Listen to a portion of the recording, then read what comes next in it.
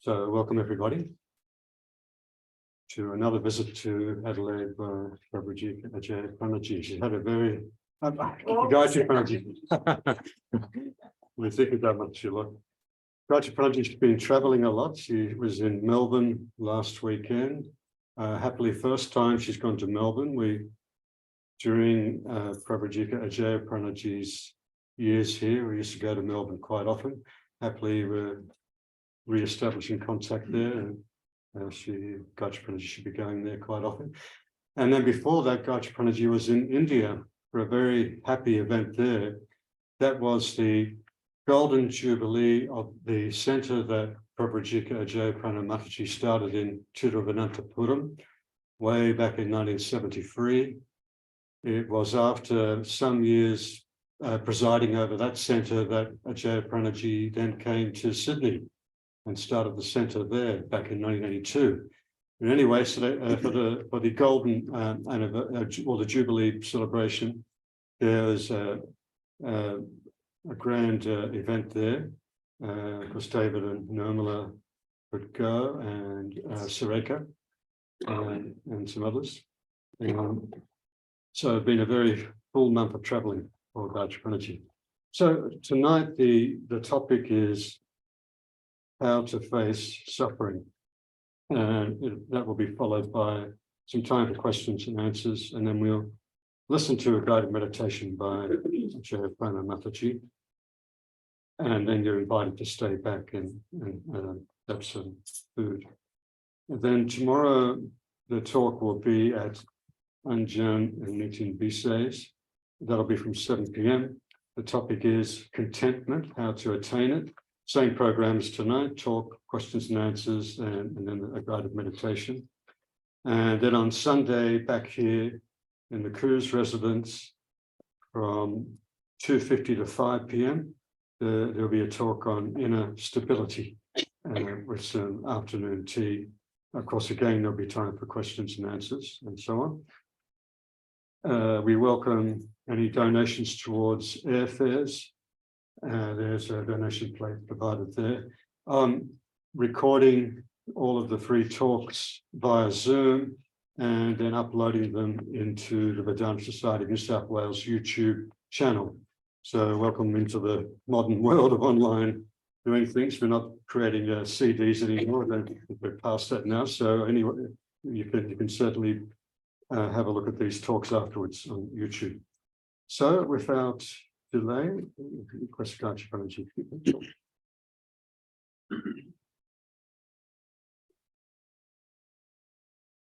Om Asato ma sadgamaya tamaso ma jyotirgamaya mrityorma amritam gamaya. Om Shanti Shanti Shanti. Om, lead me from the unreal to the real.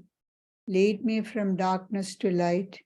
Lead me from death to immortality. Om, peace, peace, peace.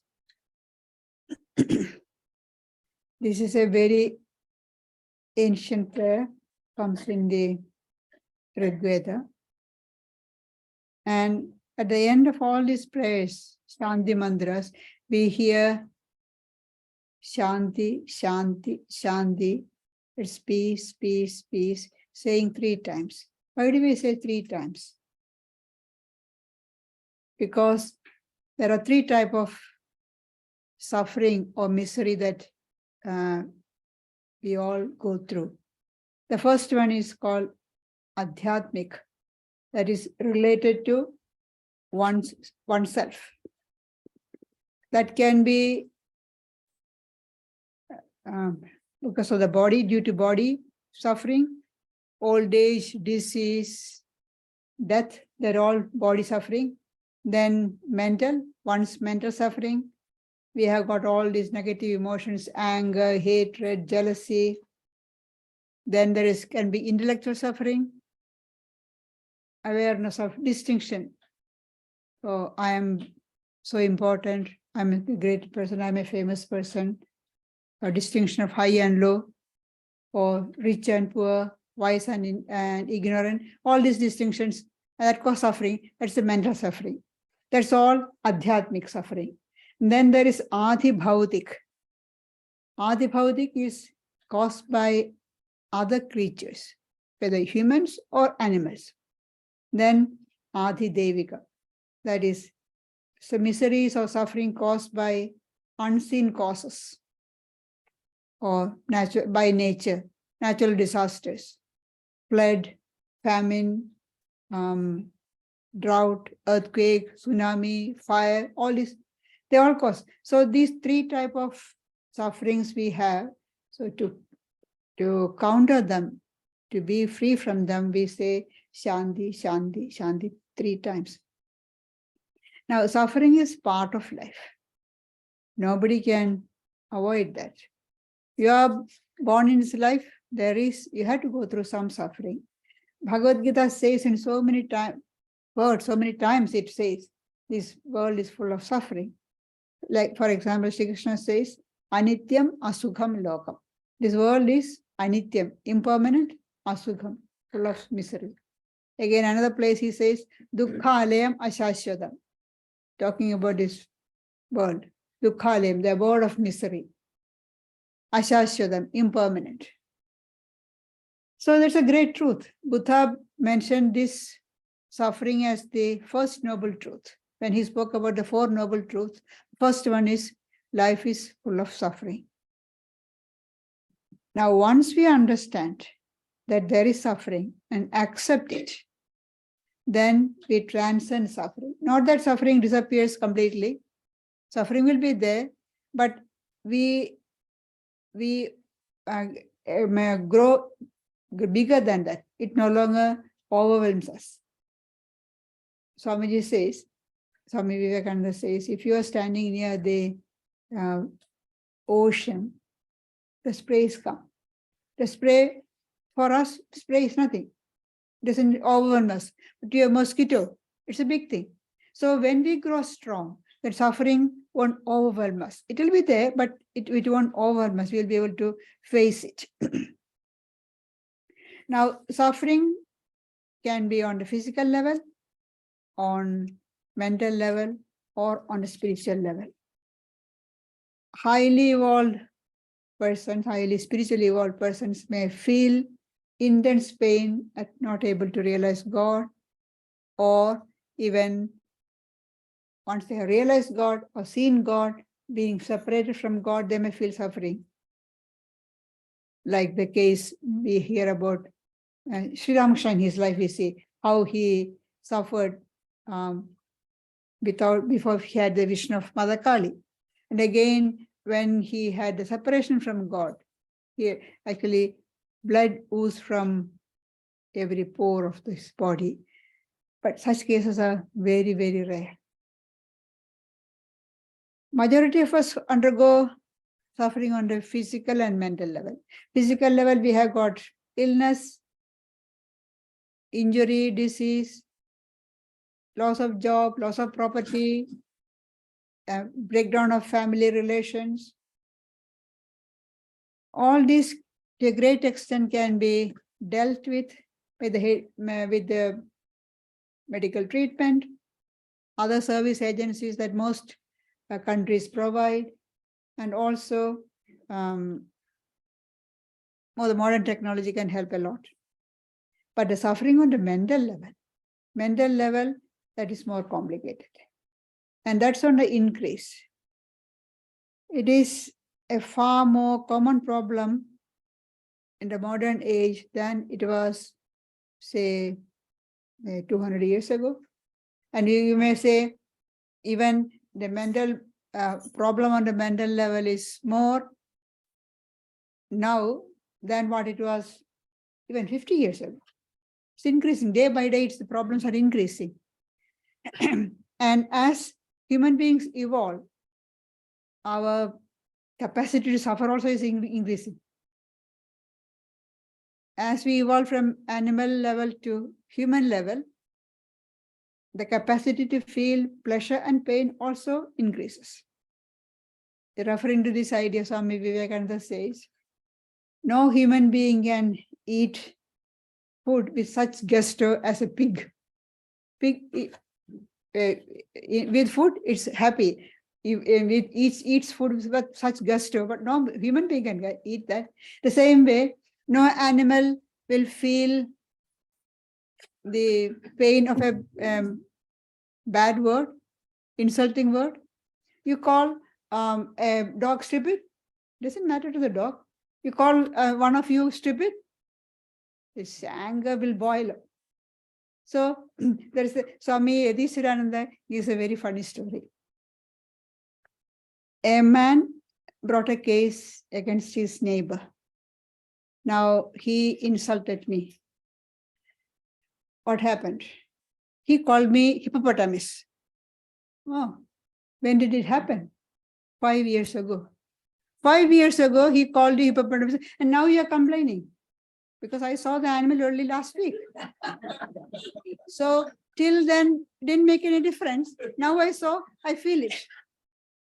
The animals don't feel, but humans feel. It's insulting that we feel now. So as we evolve, the mental level, the suffering increases more. And we react, we respond to praise, blame, anger, hatred, jealousy, greed, all these negative emotions, we react so much and we suffer. Everybody is seeking happiness. Does anybody will say, no, I don't want to be happy?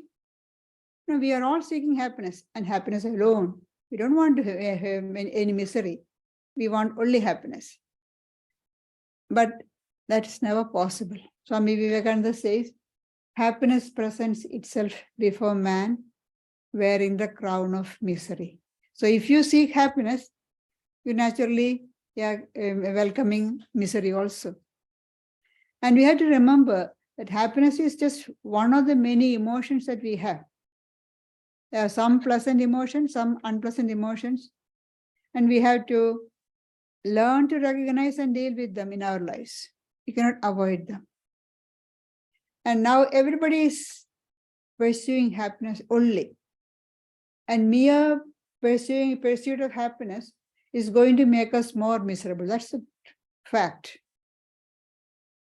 There's an Australian social researcher and writer, Hugh Mackay. In his book, The Good Life, he says, an obsession with happiness can make us scared of sadness and rather unhealthily relentless in our pursuit of the positive. Unhealthily relentless. You are pursuing positive, but that's not a healthy habit for us. Without happiness, how can we know what happened? Without sadness, how can we know what happiness is? These pairs of opposite goes together. Only those who understand, those who have endured sadness can appreciate happiness. And yet we try to avoid it all the time. Nobody wants sadness. We all want happiness only. Grief, sadness, disappointments are part of our growth, just like pleasant emotions. One Swamiji once said that I'm so thankful that I made mistakes because those mistakes have made me what I am, along with all the good deeds that I did, mistakes. So mistakes are teachers, good teachers. Often misery is a better teacher than happiness. If you say, look at a child who is having everything, no problem, no suffering, that child won't grow up into a fully rounded human being. It will be one-sided. The growth will be one-sided. We need both. Misery is often a better teacher. That's why, according to Benjamin Disraeli, there is no education like adversity. Adversity, it's a better teacher. But we try to get out of it immediately, as early as possible, as quickly as possible, any particular suffering, sadness, despair. And we said, time heals. When we give advice to others, we say time heals. So we had to give time, and then it will, in time, it will heal. But for us, as far as I am concerned, I should be out of this misery immediately. Why don't we have to give time to ourselves also to heal it? Only when we experience the misery and to the full extent and draw a lesson from that, only then can we learn anything from it. The best teacher comes and stands in front of us. We are not learning anything. The suffering. That's the best teacher. But we are not learning anything because we try to run away from them. We are trying to get out of it quickly. So we are not learning anything. It's a common tendency among parents to protect their children from suffering, misery. They will say, oh, I have gone through so much of difficulties. I don't want my child to go through that. Well, you don't want your child to go through that. You protect. How long will you protect? The child grows up and goes to the world, and the world is not going to protect the child. The world is going to give the child blows left and right. So we have to train the child from early ages to face difficulties, face problems, and give them educated in such a way that it will have strength, inner strength to face them. But we are protecting, actually we are doing disservice to our children by protecting them. If only by facing failures, setbacks, disappointments, they grow. Only then they'll become a rounded personality. There is a story about a mother. The child is in the school. They had some competition, some primary school, whatever it is competition. The child didn't get any prize, but the child will be disappointed. So what did the mother do? The mother sent some sort of present to the teacher to give to the child, so that the child won't feel disappointed in front of the class, in front of the class, in front of the friends. The child should learn. Now everything I won't be successful. And by doing that, the mother thinks she's protecting the child. Actually, she's pulling the child back, giving a disservice to the child. We should teach our children, no, disappointments and failures are part and parcel of life. We learn from it. Do better next. Strive more and do better next time. You failed this time, doesn't matter. You didn't get a prize. You didn't get to come first or second. Doesn't matter. Next time you strive more. Encourage them. Instead, or we say, oh, it doesn't matter, or we put the blame on others. Put the blame on the teacher, blame on other students or the school. We should teach them to take responsibility and take the blame on themselves. Psychiatrist Viktor Frankl, he had gone through the concentration camp, Nazi concentration camp, and based on his experience there and the stories of his patients, of course, he survived, otherwise we wouldn't be speaking about him. He argues that we cannot avoid suffering, but we can choose how to cope with it, find meaning in it, and move forward. So there is his book is called Meaning of Life. Find meaning. If you find meaning in life, then it will help us to face suffering. That is how he survived the concentration camp, the difficulties there. Because he says those who had some aim in life, some meaning they had given, they were able to survive. Not, I won't say healthy, but they were able to survive the concentration camp. And another of his argument is or insight what he gives is, you cannot control what happens to your life, but you can always control what you will feel and do about what happens to you. See how true it is. You cannot control what happens to your life. It's not in our hands, beyond our control. But you can always control what you will feel and do about what happens to you. It's in our hand. How we respond, it's with us. What others do to us, say to us, it's not in our hand. But how we respond to that, that's with us. We can control it. So we can say, no, suffering is undeserved. We could have changed the situation. We suffer because of our response. How we decided to respond in a particular way and suffer.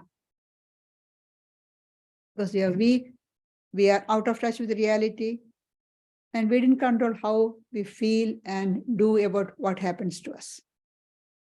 Somebody calls me idiot. Well, I can feel upset, I can get angry, or I can just ignore. I know I'm not an idiot, so why should I get upset? So how I respond to it, it's up to me. What the others say, it's not in my hand. Anybody can call me idiot. Any of you can call. It's not in my hand. But I can, it's within me how I respond to that.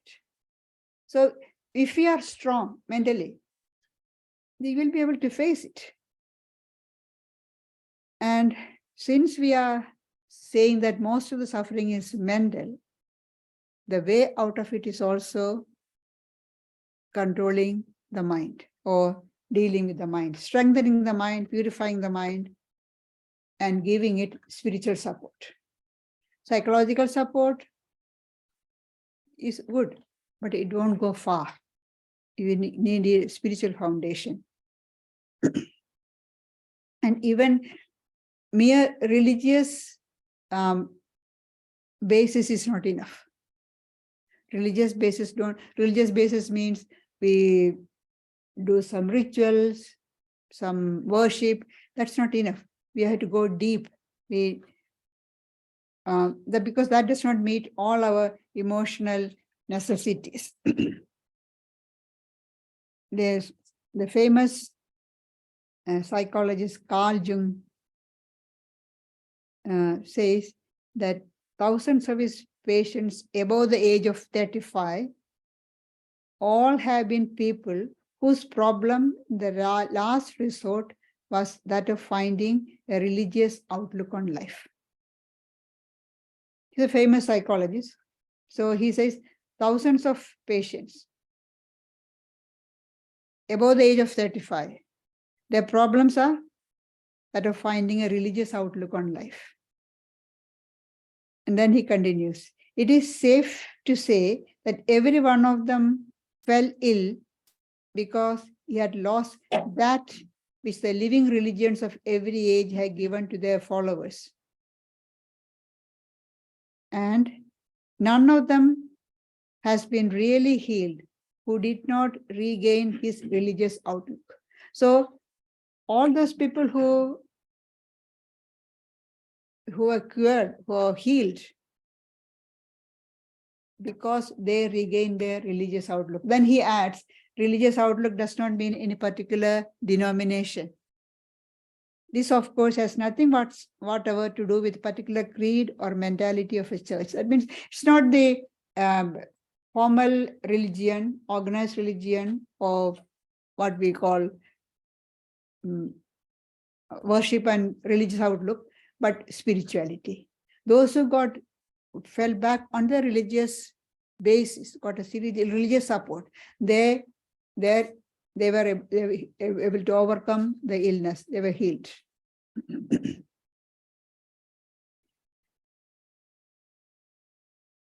There is in USA, there is a diagnostic and statistical manual, a listing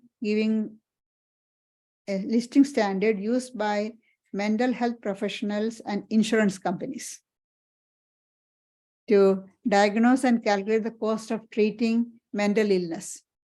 Now they have added another listing, spiritual emergencies. Spiritual emergencies.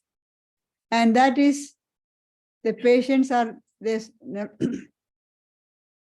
spiritual, if it is a spiritual emergency, then it is asking the psychiatrist to send the patients to some spiritual or philosophical expert who can deal with their problems, not giving medication.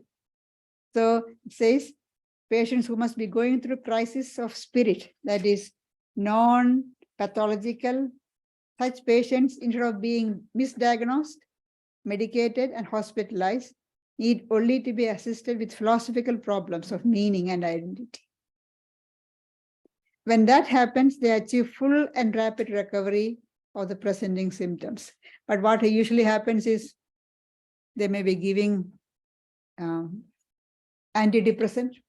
That's a common thing. And or send it to mental hospital, spiritual emergencies. All this is a modern crisis because we have lost touch with our basis, spiritual basis. Vedanta asks us to focus on the ideals of purity and strength of mind. Purity and strength of mind are so important. Pure thoughts and spiritually oriented life enable us to get strength. We get strength from the source of all strength. And what is that? The divine within us, the Atman. The immortal Atman is ever-present Atman is a, it's a storehouse of all strength. We just have to tap all the strength from there. And it is the ignorance of our divine nature and identifying ourselves with our body, mind, psychophysical system that is causing all the problems that make us weak. We think we are weak individuals. We have got infinite strength within us that we have to remember. And purity. Pure thoughts alone can bring purity and strength of mind. Impure thoughts, evil thoughts are like poison. And about this power of thought, Swami Vivekananda says in his commentary on the Yoga Sutras of Patanjali, he says, every vicious thought will rebound. Every thought of hatred which you may have thought in a cave even is stored up, will one day come back to you with tremendous power in the form of some misery here. You may think that, oh, it's a thought, I just thought. Nobody knows about it. It's not lost. It is stored up and it will come back to you with tremendous power as some sort of misery here. If you project hatred and jealousy, they will rebound on you with compound interest. Remember, it's not simple interest, compound interest. No power can avert them. When once you have put them in motion, you will have to bear them. Remembering this will prevent you from doing wicked things. If you want to avoid misery, avoid evil thoughts, impure thoughts. Because any impure thought that comes from us, it will come back to us. May not be immediately, but it will come back. Just like any evil deeds that we do, the result will come back to us. We have to go through that. Nobody can avoid it. And Vedanta says the main cause of our suffering is ego. And now, when ego in its turn brings in attachment and aversion, attachment towards things that it likes and aversion towards which it doesn't like. Now, this ego must be kept within limits. Vedanta speaks about 3 types of ego. First one is infantile, then adolescent, and mature.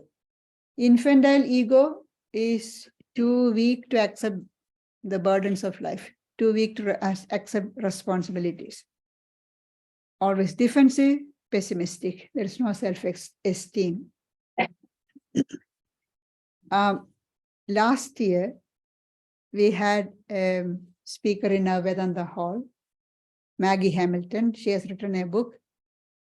What's the name of the book? Kid Adults. What happens to our children when we fail to grow up? What happens to our children when we fail to grow up?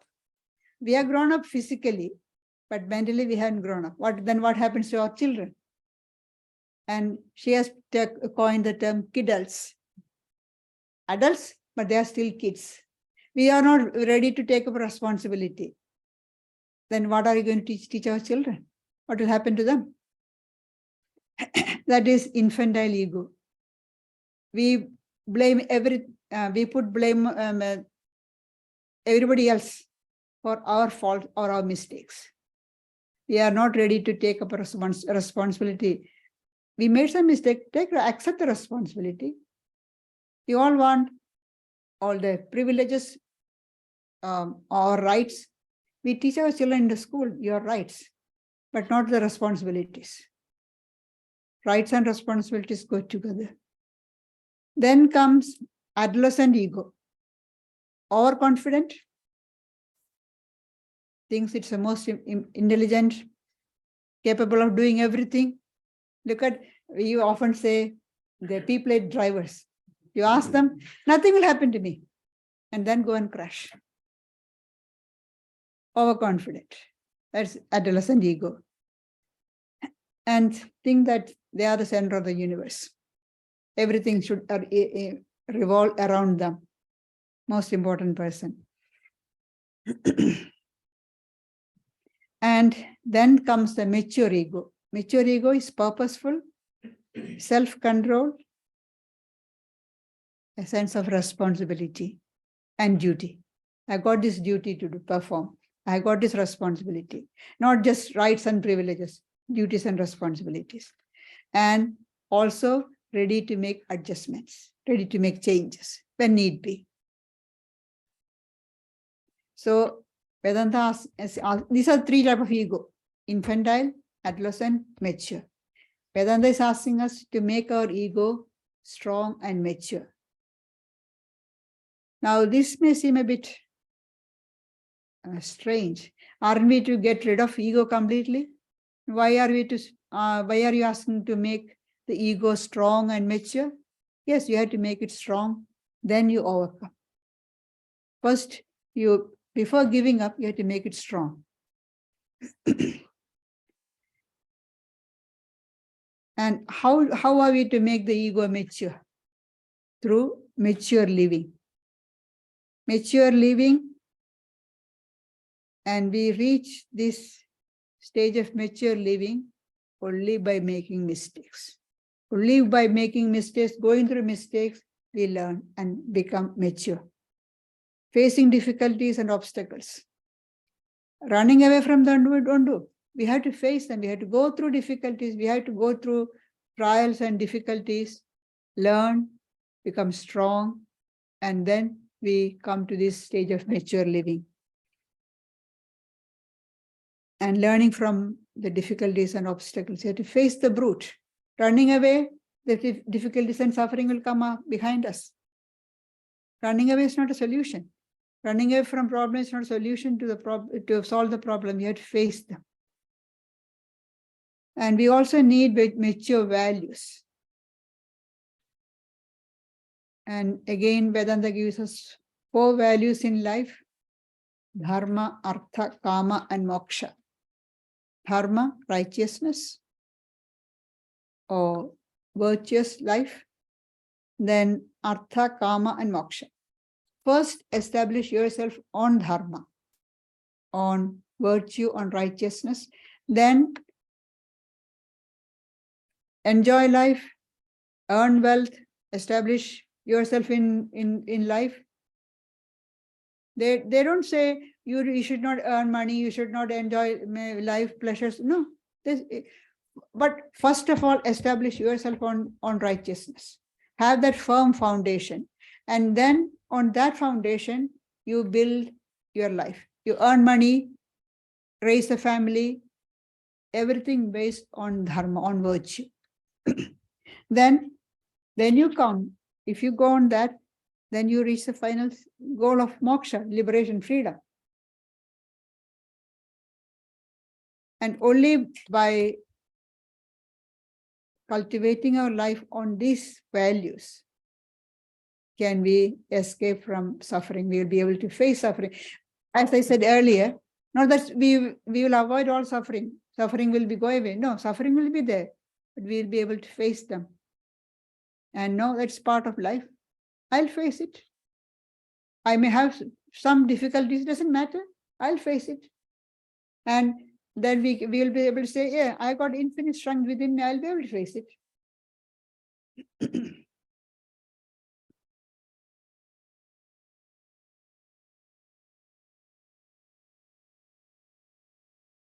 Mature living involves gaining perfection in physical, moral, and spiritual development.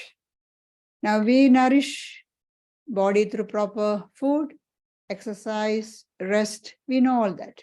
How to nourish the body, keep the body fit. Similarly, we have to keep the mind also strong. We have to give the mind proper food, exercise, rest, everything the mind also needs. Now, what's the food for the mind? How can you give? What's the proper food for the mind? Keep the company of people of wisdom. Now, we may say, how can we have all the company of people of wisdom all the time? Maybe not physically, but we can. They have their advice, their teachings, books are there, lectures are there. Now everything is on the tip of the finger. Press the button, you can hear all the talks. Infinite wisdom that you can hear. That is the food for the mind. Healthy food for the mind. Then we can learn from others. We can learn from every person with whom we come into contact with. If we find good example, try to emulate. If you find somebody doing evil things, then also we can learn. What do we learn? To avoid that. We should not behave like that. That's a lesson we are learning. So we can learn from every situation. If we are ready to learn, we should be ready to learn. Then keep the mind filled with high thoughts and accept suffering as part of living. When difficulties come, yeah, that's part of living. Accept it. Titiksha, forbearance. And that gives the mind the rest that it needs. If the mind is agitated all the time, something is happening or somebody said something, everything agitates the mind. Where is the rest for the mind? Mind needs rest. Just like the body needs rest, the mind also needs rest. When we sleep, the body gets rest. But mind is not at rest. If a restless person is sleeping, you wash the eyes, you can see the eyelids is moving still, because the mind is running. All the thoughts that was gone through the experience that gone through the day, it's still running in the mind. So mind needs rest. That comes from this idea of forbearance, titiksha. Sahanam sarodukhanam apradhikara purvam, chinda vilaparahitam. Therefore, going through all sufferings without trying to redress it, without taking he or she said this to me, I'll say the opposite, taking revenge. No. Apradhikara purvam, chinda vilaparahitam, without complaint, without worrying. That is forbearing, that is forbearance. Going through that suffering. Sufferings comes, but we have to go through that.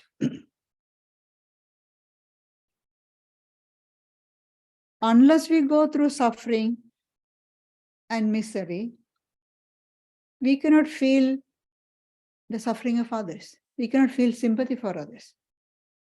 A rich person rolling in wealth cannot understand the suffering of a starving person. One who has starved, has gone through starving, or gone through poverty, can understand the misery of a poor person and feel empathy for that. Maybe that's why Swami Vivekananda literally had to starve. You know how when, as a young man, his father suddenly passed away. The father was lawyer of Supreme Calcutta High Court, earning a lot of money, but he was spending more than his income. And when he suddenly died, got a lot of debt. And as usual, all those relatives who benefited from his generosity turned against them and tried to evict them from the house that they were living. And Narendra was the future Swami Vivekananda, he was the eldest son. The family was literally starving. They didn't have anything. On many days when he found there's not enough food, he told his mother some friends has invited him for lunch, so he won't be having lunch, and then just drink some water from the tap on the roadside. That's it. So he knew what poverty means, what starvation means. He could feel. Unless you go through suffering, you cannot feel empathy with others. You cannot have empathy with others. You cannot sympathize with them. We find fault with all those people. When we say homeless people. Somebody said, there's no need for people to be homeless here in Australia. Government goes, well, we can say all that. Suddenly, when you are in a situation, suddenly your family marriage is broken, job, you lost a job, got a children are there with you. What will you do? You live in a car, and then you don't have money for petrol. We sitting in a comfortable home, we can criticize all these people. Or they are spending their money, wasting. There are people who do that, but you cannot generalize them. Unless you go through some difficulty, you cannot feel empathy. So suffering is an important teacher. That's why they say suffering is an important teacher. It will make us empathize with others. We can share their joys and miseries. That is why Swamiji wrote to his Madras devotees. You can see he's pleading with them. He says, feel therefore my would-be reformers, my would-be patriots, because they are all in that time. You have to remember it was when Swamiji was talking to them and addressing them. It was British India under the British rule. And there are a lot of poverty, suffering. Feel therefore my would-be reformers, my would-be patriots. Do you feel that millions and millions of descendants of gods and of sages have become next door neighbors to brutes? Do you feel that millions are starving today and millions have been starving for ages? So feel for them. And that can come only when we have gone through some suffering. If you don't have suffering, then we don't feel that. So suffering is a great necessity. Why do we have to feel? When we feel for others, for the little time, for the short time, our selfishness, our self-interest takes a backseat. We become that much unselfish. And unselfishness is God. We don't have to do any great religious practices. Be unselfish.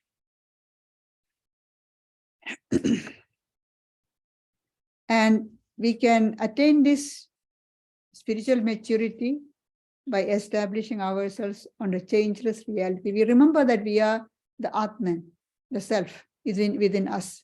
We are the infinite Atman. And also practicing detachment. Too much attachment gives suffering. If we are, when we say detachment, often people say, they confuse detachment with indifference. When you are non-attachment or detached, it's not that you are indifferent, you feel the suffering of others, but at the same time, you are detached. So that you can put in whatever you are doing. When there is attachment, then you want to be able to do full justice to the act, the work on hand. Without any attachment, you can do properly. To just give an example, a child is sick. The mother is looking after the child, a nurse is looking after the child. There's a difference. The child gets serious, mother gets panicky. But what does the nurse do? Nurse can immediately give. The mother also has maybe a nurse, trained nurse or a doctor. But her child, she gets upset.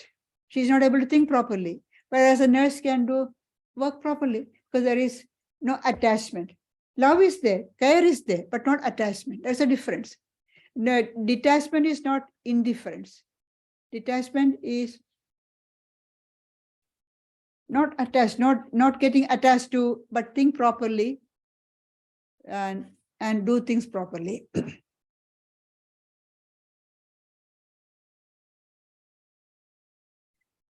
And this detachment we can gain if you connect with everybody through God. Why do I love you?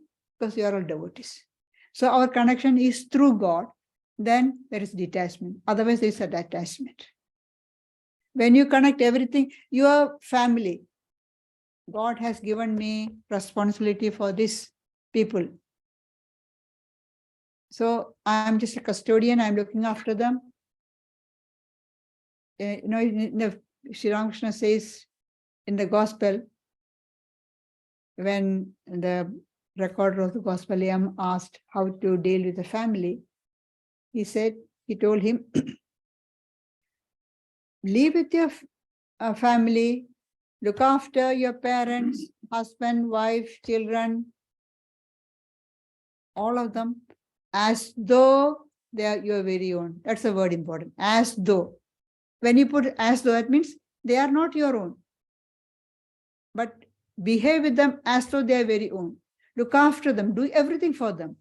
But remember, your own is God. You are looking after them. They have been given to you for the time being to care for. So you do your duty in the best way possible. Otherwise, you are failing in your duty. You have to do in the best way possible. You do your look after them, care for them. Whatever is to be done, you have to do. But remember, your connection, your relation is only with God. This family relation is through God. God has given you for the time being to look after. And meditation, prayer, surrender to God, they all help us to get the strength to face these problems. When we are in difficulty, we go to professionals. We go to psychiatrists, psychologists, or friends and relatives. We get some help. But we may get, that help may help us or may not help us. Their advice may help us to solve the problem or may not. But there is one sure help, that is turn to the divine within us, to turn to the storehouse of strength within us. It will never fail us. We just have to turn within. The storehouse of all strength is within us. So we are asked to pray to God for strength. And we don't have to specify what sort of strength we want. We will just pray for strength.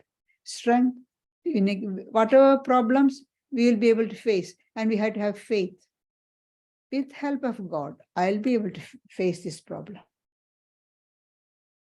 when we say, I'll be able to face problem, not on my own. By my own strength, I won't be. But with God's help, I'll be able to. Because that's the infinite source of strength. Whatever strength I'm used and depleted, I get a constant supply of strength. Infinite dynamo strength is within me. So I'll be able to face any problem and overcome them. And if that, and pray for strength. If the prayer is sincere, the results will come. And what is prayer? Talking to God. Just as we talk to a person near and dear to us, we talk to God. Tell God. Sometimes we feel hesitant to speak out our problems to our friends or relatives. But there is one person to whom we can talk all the time. It's God. We don't have any problem. We can open our heart just as we talk to a person, tell all our problems to God. And we will get strength to face them. And pray to God to give us strength, and we'll be able to face the problems. And for that, we have to need faith. With God's help, I will be able to face it. That faith should be there.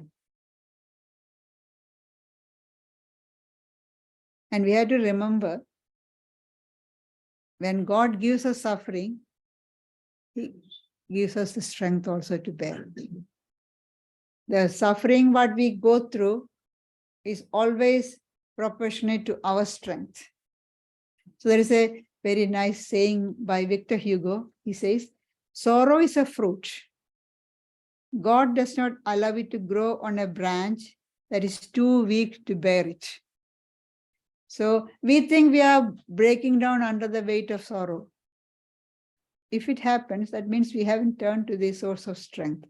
We turn to the source of strength, then we will be able to bear it. And God is just waiting to give us strength. That's why Holy Mother says, whenever you are in difficulty, remember you have your mother. It's an infinite source of strength. Just like children turning to the mother, we turn to God.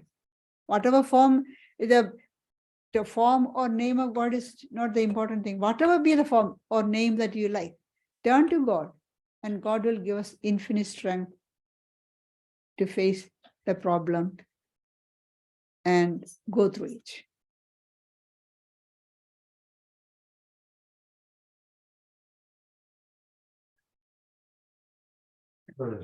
Time for questions and answers. Then you mentioned about ego, and then you classified, a little trouble understanding that bit.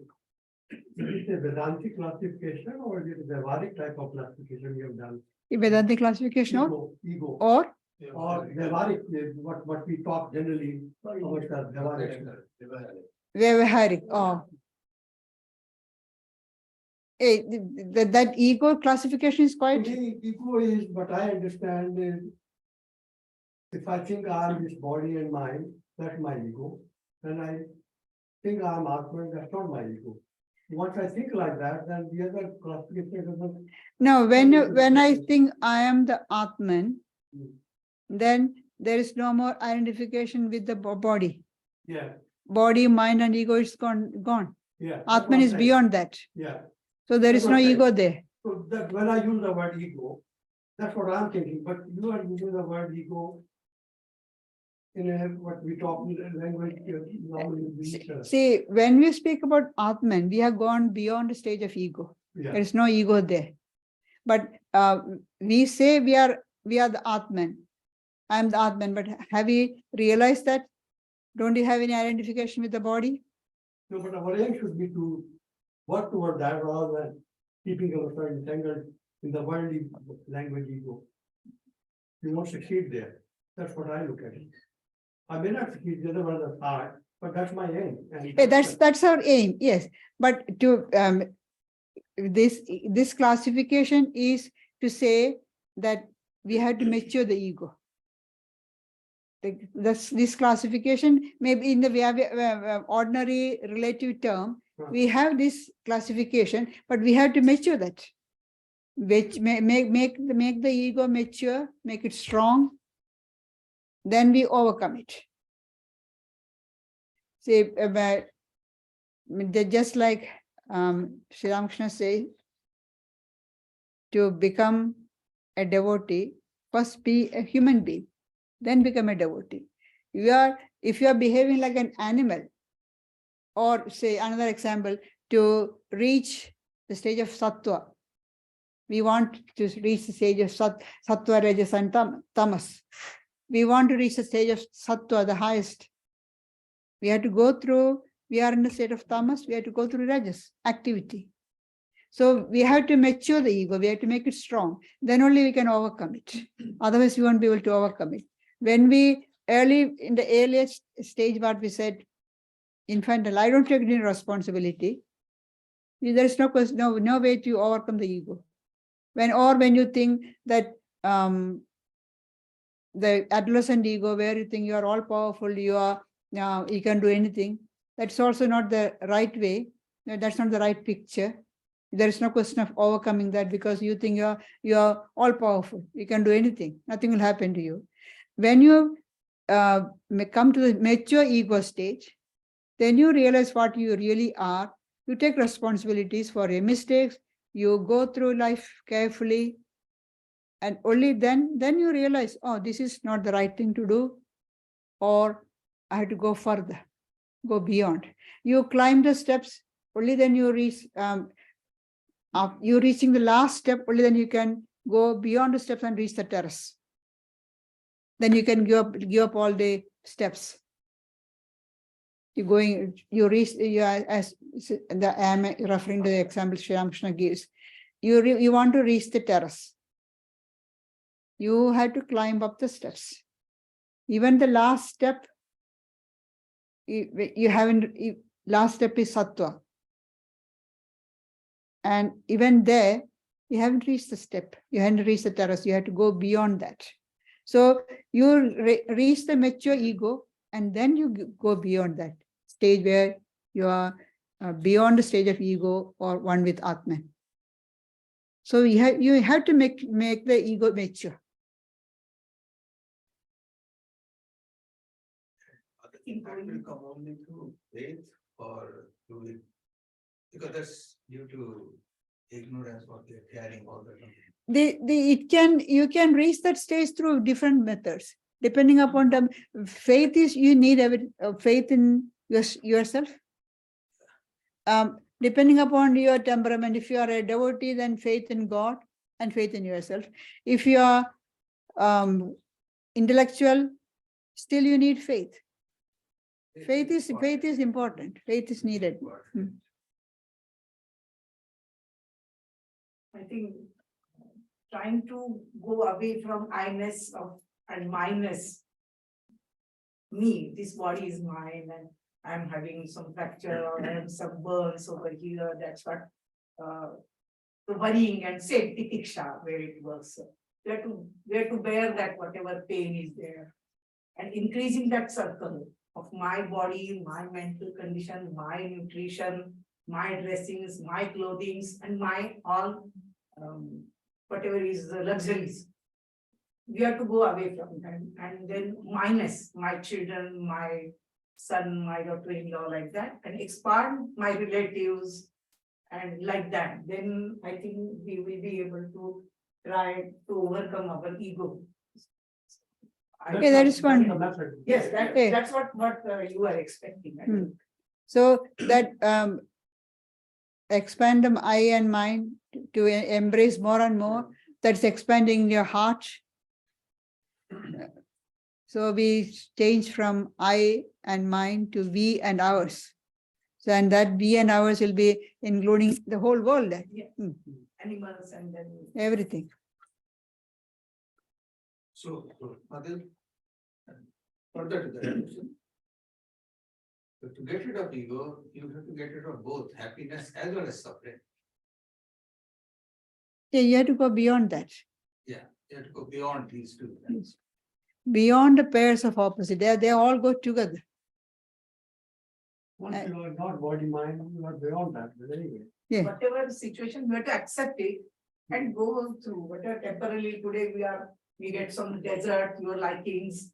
Next day, the food may be not so favorite of yours, still then you just go and continue from one day to other day and don't complain of and don't get hyper also with good food and but dislike food.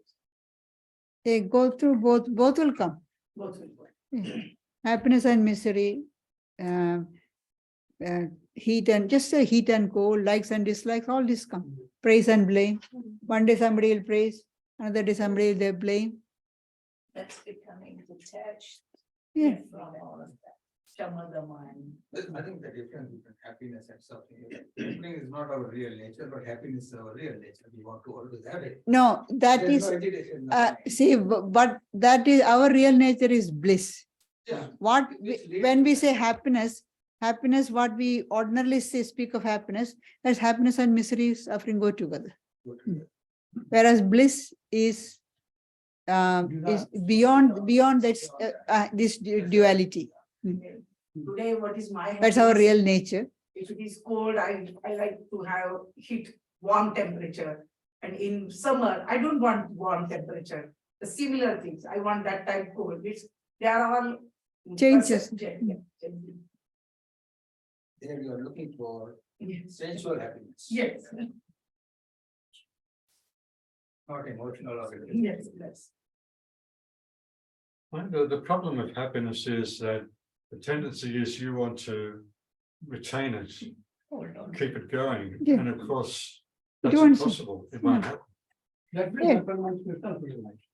Yeah, That will Yeah, but happen once you even then, self-realize. when you're self-realized, do you describe that as someone being happy? no, It's not Without really that. happiness. Without- Yeah, it's not really without- happiness, is it? Yeah.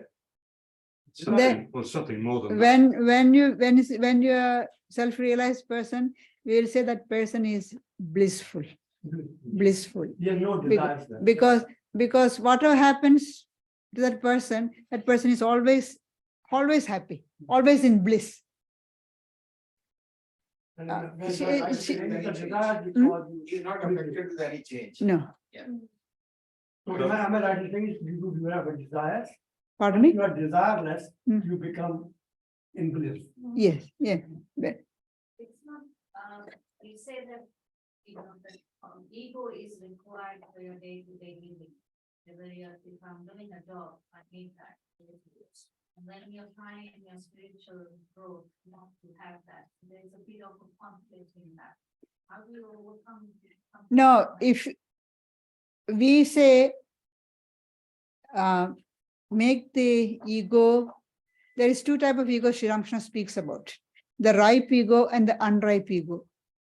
The unripe ego, what he speaks of is, I am so and so, I am so big, I'm so important, I have got all these things, I have got so much of power, I, that is the unripe ego. The ripe ego says, I'm a child of God, I'm a servant of God, I'm an instrument in the hand of God.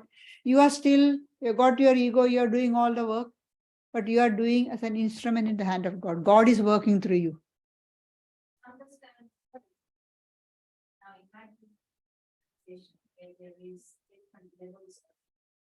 Sometimes when, from my perspective, if the designer sends an email, he'll be asking questions, something goes wrong. The next management level comes in as the manager. And when he writes the same email, the same content, you get a response. The next level, if there's a conflict, the person writes it a little bit different in that respect. When it goes legal, then you use some other word. What I'm trying to say here is it's okay to think that I'm an instrument, but when you're operating it, you have to operate with the art, but we, based on what level you're working. So there is a little bit of conflict in day-to-day life. I think that's true for me. I don't know about others. How do you overcome something like that? No, when it happens like that, I think whatever you are in a situation, you do what is the right thing to do, what you are supposed to do, the right thing. And then you offer it to God. This is what make it a habit in the evening, have a conversation with God. what happened today? What happened in the workplace? Give a conversation, give a report, and then this is how what happened. I had to do this. And then please, whatever is, I offer it to you, good or bad. This is what I have done. Then you will have peace because you have given the, whatever you have done, you have given to God. Then it is God's responsibility to care for you. You are given the responsibility to that God. Is it like the story of the snake? You have to hiss, but you can't bite or something like that? If it is a Answer to her question. yeah, if it is, you have to stand up. You But, stand up. You can't let the kids throw the stones at you No. all the time. You have to hiss. You show that you have got capacity, you have got your responsibility, you have got the power, show that. But at the same time, do what is right. Yeah, at the same time, you have to think while the question came. But I see you have to think that I'm not taking any credit or discredit for what I'm doing. All I'm doing is best of my ability with full consideration. And whatever result come, I will accept it. Is that interpretation right? Or where to look at that problem?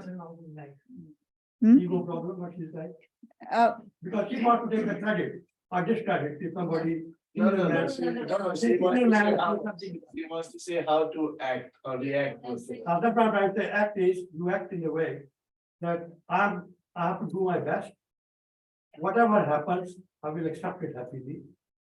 But sometimes you have to write something you don't agree internally. That's what I'm saying. No, that's good. You have to. Yeah, that's different. So just have a conversation with God, and this is what happened today. I was forced to do this. Well, at some point when you're in that situation, you might have to actually change your job. Or Yeah, if it is that's true. If it become too bad, see, if it is day after day you have to do that, then you have to look for something else. What if it is giving you suffering? Because this situation makes you suffer. And if you're suffering, then you want to avoid it, either leave the job or. May not be the suffering, it may be value, the values that you believe in as being right. Yeah. As opposed to be having to constantly, maybe one time you could survive that, But if you are doing constant going doing, against your values. then you have Sometimes you to. have to do the job what the boss is telling. If it is. The wrong job. And then, of course, you have to be practical also. Say you are not going to get any other job. This is the only one available for you. You cannot leave the job.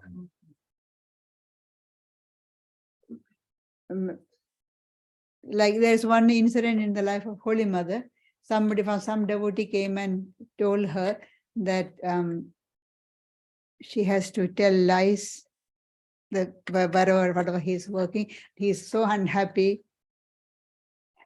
And Holy Mother said, try to explain to your boss that you don't like to do that, and also pray to God to help you. Then afterwards, then somebody else, other person went away, and afterwards somebody else asked, isn't it bad to do that?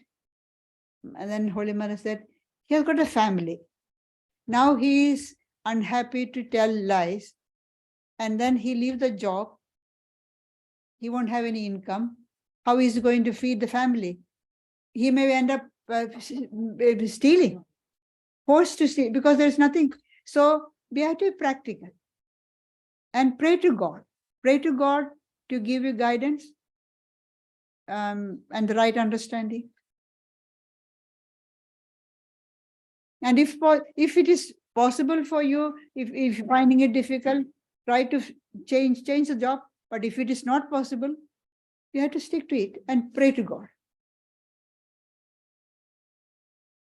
So today you are unwilling to tell a lie, but in future you leave that, you may be forced to steal, which is better. So we had to look after that. We had to look at it then that way. Circumstances is such Yeah. that sometimes that event give you the opportunity to do better things somewhere else. Yeah. I mean, there are instances when I was in the public service, you do a job, high duty, but they're not prepared to pay you for 2 years. And you say, look, I'm doing the high duty, why should I not be paid? And I even went up to the public service board. But for whatever reason, there is a reason there, that they prejudice, whatever it is. Then at the end, even public service board, I vote against it and I came out. And I've never gone back. You do a better job somewhere else. So there's always something, if you do the right thing, you feel the boss is not doing enough for you. For example, I went to do an investigation from Gambia. And at that point in time, the boss was involved in the company. And I did the investigation. I came back. I went to the pub to have my dinner, and the boy came up. The person that I'm investigating came up and said, if you are not careful, you will end up yourself in a pine forest. So I then relayed the message to my boss, and you would have thought they would take some action, and that's quite blatant, but they didn't want to do anything. So what do? At the end of the day, either you say, look, because just work with them or get out of it if they are not prepared to do something. But there's always something better, but in your conscience, you have done the right thing. And then as Father is saying, ask God for guidance and seek power.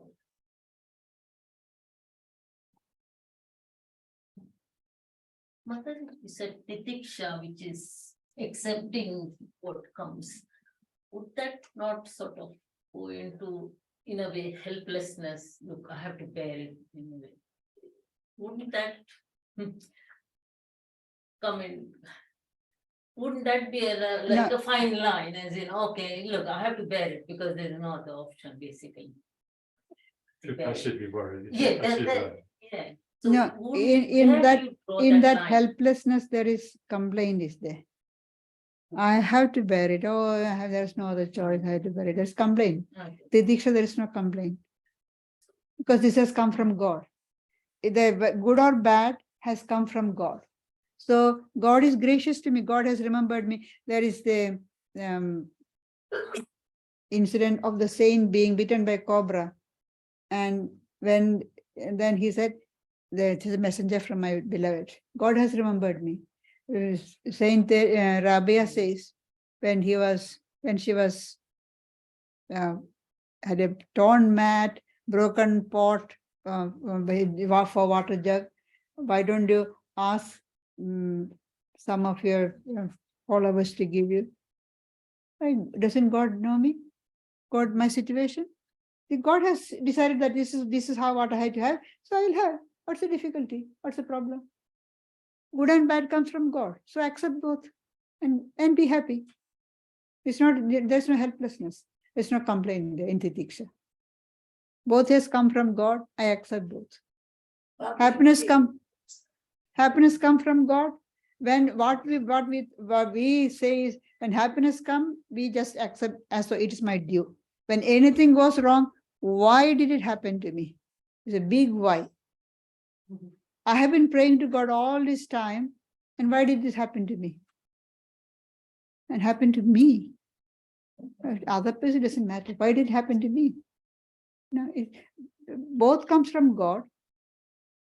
When I accept God, if God gives you some gift, it's God's grace. Suffering also God's grace.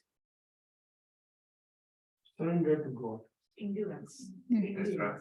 Suffering is also from God. With And- the acceptance, you've still got to take action. Yes, of course, yes. Yeah, action is there, yeah. See, that, We take the action then. see, Then you say you such- remember what my Ajayaprana Maharaj always used to say? Expect, accept, adjust. Accept the highest. So work, strive your best, try to gain whatever you are trying to achieve, try your best. Put in great maximum effort. That is expect. Expect.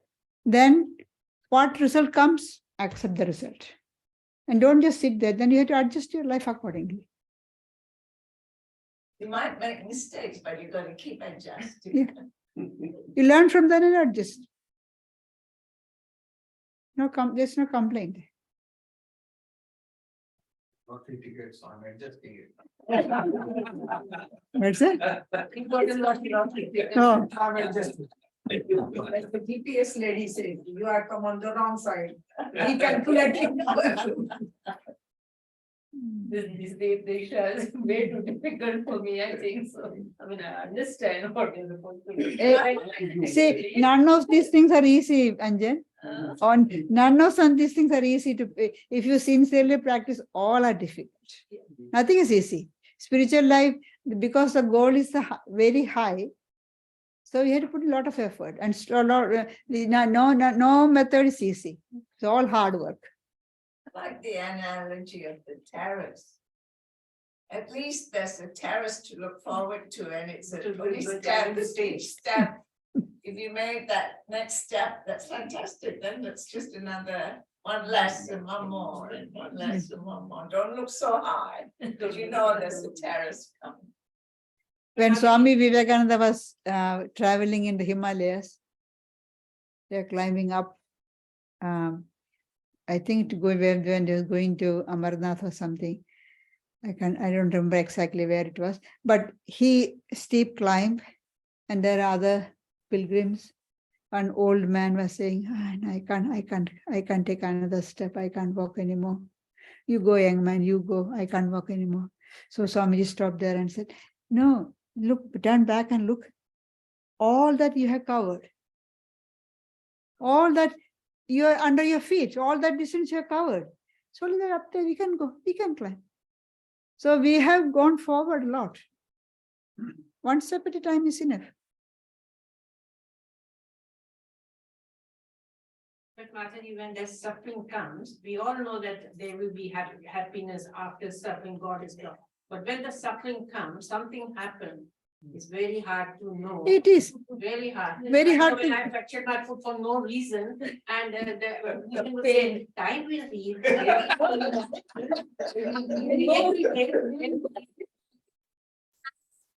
I hope he didn't have suffer. You don't know. You know. But then now I'm so happy that everything is better. That's fine. You can do it now. No. See, No, but you were very gentle, you know, feeding me and all that, right? but That's very good. you said you had the fracture for no reason. No, because they There don't must know. be some reason. You must have learned something at that time. Yeah. Not to walk too much, that's what.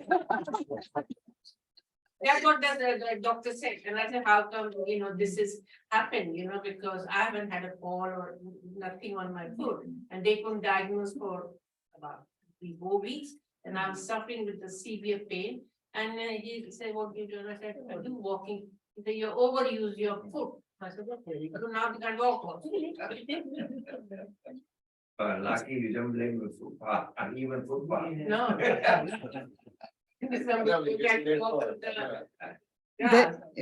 There is always some good thing which will happen. Yeah. Like Yeah, we both- we complained about COVID lockdown. There's so many good things happened at that time. People had got time to renovate their house, look after the garden, clean the house, sort out the cupboards. Make sourdough bread. And you just, you know, throwing things out. but- Yeah. All that's important. You are in a mad rush. There was no time to do that. When lockdown, you are forced to do that. So there's always good things in the everything. Yeah. And good things when happen, there's also some bad in that way. As Sri Krishna says in the Gita, or in every good action there is some evil involved. Every good action there is some evil involved, and in every evil action there will be some good. And it's just like we say good person, so such a good person, there will be some evil qualities in that person. And every wicked person, you say, oh, completely wicked person. No, good qualities are there. We are all mixture of both. Maharaj used to say that when you get to a mountain, there is a valley. Yeah. At the end, bottom of a valley, there's another mountain. So you just make sure your valleys and mountains are not too low and too high. But be prepared.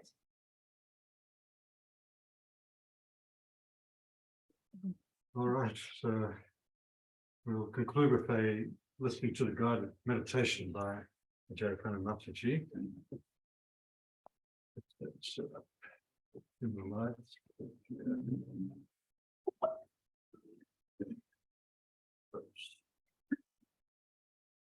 Just a moment, I've got to do a bit of changing of settings here.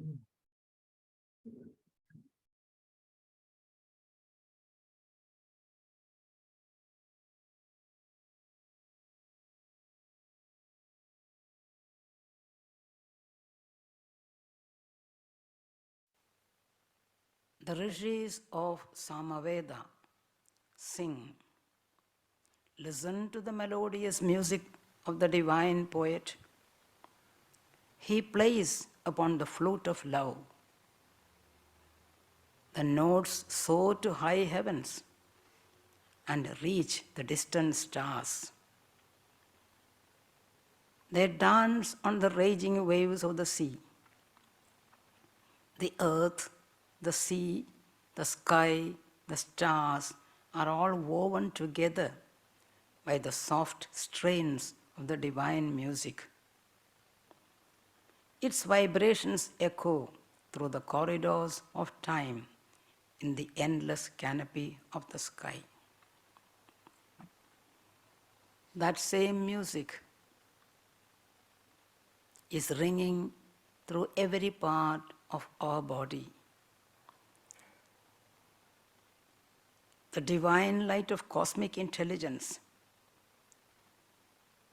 which is of golden radiance and sweet resonance, descends from its infinite abode to inspire us when we invoke its presence in our meditation. O Lord of divine light and silent peace, mayest thou accept the praises recited in silence by our hearts in the voiceless language of our yearning and love. Let us try to feel the stream of divine consciousness that is flowing gently and quietly, silently and smoothly through our veins. The light of supreme intelligence is shining in our intellect and illumining the pathway of our nerves and vital powers. The auspicious music accompanying the dance of the cosmic spheres is reverberating through our senses and organism in the celestial rhythmic flow. Awake, O sleeping beauty of my soul, the time of slumber and darkness is over. The storm and thunder of the night of ignorance and forgetfulness has passed away. The bright and glorious dawn of wisdom is appearing within the heart to lead us from triumph to triumph along the long illumined path of life.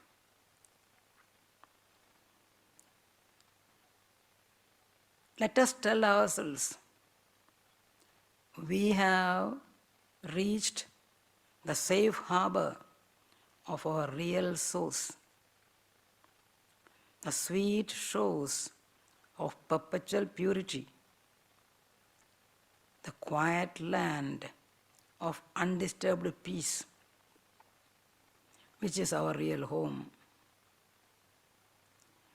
We had strayed away long and far into the turbulent unrealities of ephemeral pleasures and the dark whirlpools of worldly attractions.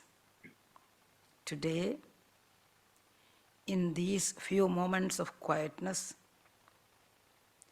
let us try to relax, collect ourselves, and feel the presence of our inner soul.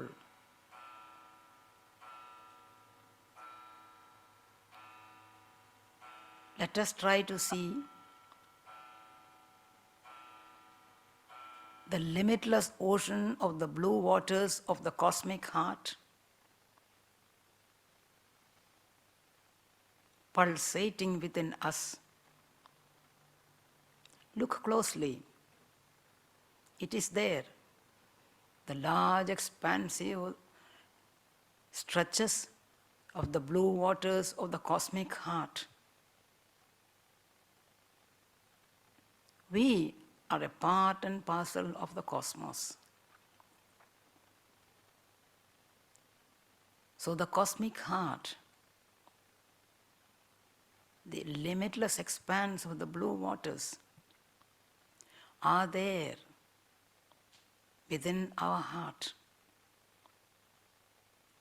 It is resplendent with a silver radiance. See the surface of the water? Shining with a silver radiance because of the presence of divinity inside, hidden inside the heart. Just that. We are not puny little human beings. We carry the infinite cosmic heart within us. The heart that is pulsating within us is in tune with the rhythm of the cosmic heart. Feel the expanse of infinity within and around us. Forget the limitations of the body.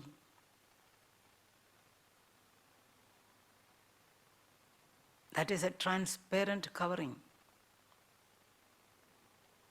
We are within and without. The glittering, shining, resplendent waters of the cosmic heart are slowly pulsating, gently moving inside us and outside us. We are one with that. That is our real nature. These limitations of individuation, personalized form, are but imagination. We are infinite. Just feel the flow of strength rushing through every part of the body, which can stand as a balance between the infinity inside and the infinity outside. We are revived and renewed with the tremendous energy of infinite divinity. Just let us try to feel ourselves light, not heavy, just floating in the infinite shining blue waters of cosmic dimensions. It's all still, peaceful, quiet, silent. God is silence, and in silence we can experience God. There is silence inside you. There is silence outside you. Feel the silence. Give up all limitations. We are infinite.